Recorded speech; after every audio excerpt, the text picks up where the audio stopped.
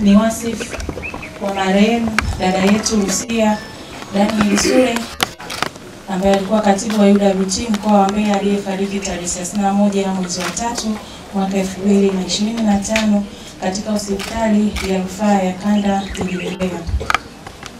Marehemu Lucia Daniel Sule alizaliwa tarehe 8 mwezi wa 6 mwaka 1992 katika kijiji cha Endabeck, kata ya Rioda, wilaya ya Babati Vijijini, mkoa wa Manyara. Kuhusu dini, marehemu hadi mauti unamfika alikuwa akiabudu katika kanisa la Elimu Pentekoste. Elimu na mafunzo yake. Marehemu Lucia Daniel Sule alipata elimu yake ya msingi katika shule ya msingi Yari iliyopo wilaya ya Babati Vijijini kuanzia mwaka 2002 hadi 2008 na kufanikiwa kujiunga na elimu ya sekondari katika shule ya sekondari ya Kwara iliyoko wilaya ya Babati Mjini, ambapo alianza elimu hiyo mwaka 2009 mpaka mwaka 2012. Marehemu alijiunga na kozi ya mafunzo ya kompyuta katika chuo cha Rift Valley Center kilichopo Babati Mjini na kutunukiwa cheti mnamo mwaka 2013. Utumishi wake katika jumuiya na Chama cha Mapinduzi kwa ujumla. Marehemu alianza kujitolea kama karani mpiga chapa katika jumuiya ya umoja wa vijana wa UVCCM, lakini baadaye alihamishiwa katika jumuiya ya umoja wa wanawake mkoa wa Manyara akiwa anajitolea. Kutokana na uhodari wake na uchapakazi wake, tarehe 1 mwezi wa 4 mwaka 2018 rasmi aliajiriwa kama karani mpiga chapa wa UWT mkoa wa Manyara. Lakini kutokana na uchapakazi wake na bidii yake, jumuiya ilimteua kuwa katibu wa UWT wilaya ya Chemba tarehe 13 mwezi wa 12 mwaka 2018.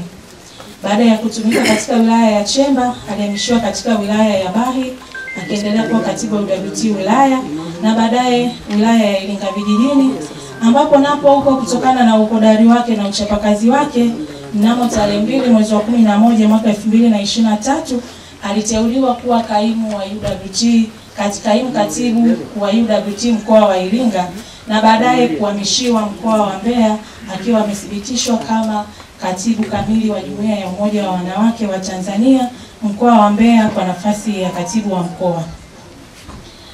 Kuhusu kifo chake, marehemu Lucia Sule alipata ajali ya gari iliyotokea tarehe 25 mwezi wa 2 2025 eneo la Shamwengo wilaya ya Mbeya wakiwa katika msafara wa ziara ya mwenyekiti wa jumuiya ya wazazi, ambapo marehemu pamoja na majeruhi wengine walifikishwa katika hospitali ya rufaa kanda ya Mbeya kwa matibabu. Aidha, madaktari walijitahidi kufanya kila walichoweza ili kuokoa maisha yake, ambapo kadri ya siku zilivyokuwa zinaenda afya yake iliendelea kuimarika. Lakini Jumapili ya tarehe 30 mwezi wa 3 hali ya mgonjwa ilibadilika na tarehe 31 aliaga dunia. Marehemu ameacha watoto wawili wa kiume. Familia imepoteza dada, wamempoteza shangazi, wamepoteza ndugu.